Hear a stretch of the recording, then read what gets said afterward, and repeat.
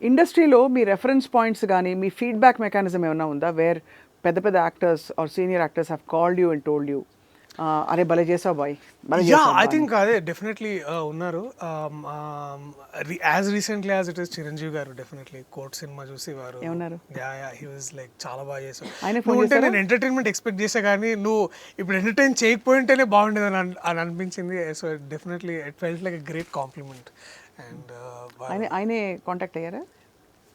నాని అన్నకి కాంటాక్ట్ అయ్యారు, అందరిని ఒకసారి రమ్మను అని పిలిపించారు అనమాట. దానికంటే ముందు ఒకసారి వారు కాంటాక్ట్ చేసి నన్ను రమ్మన్నారు.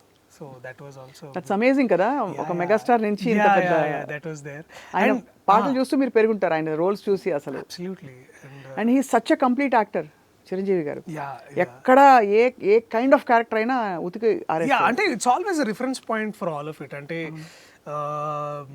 ఇప్పుడు మేము చేస్తున్న వర్క్ కానీ లేకపోతే ఇప్పుడు మేము చేస్తున్న సినిమాలు కానీ ఇట్లాంటి థాట్ ప్రాసెస్ కానీ ఒక విధంగా చెప్పాలంటే మనకున్న దర్శకులు కె విశ్వనాథ్ గారు కానివ్వండి, సంగీతం శ్రీనివాసరావు గారు కానివ్వండి, బాలచంద్ర గారు కానివ్వండి, దాసరి నారాయణరావు గారు, they somewhere some point they have definitely created this kind of work.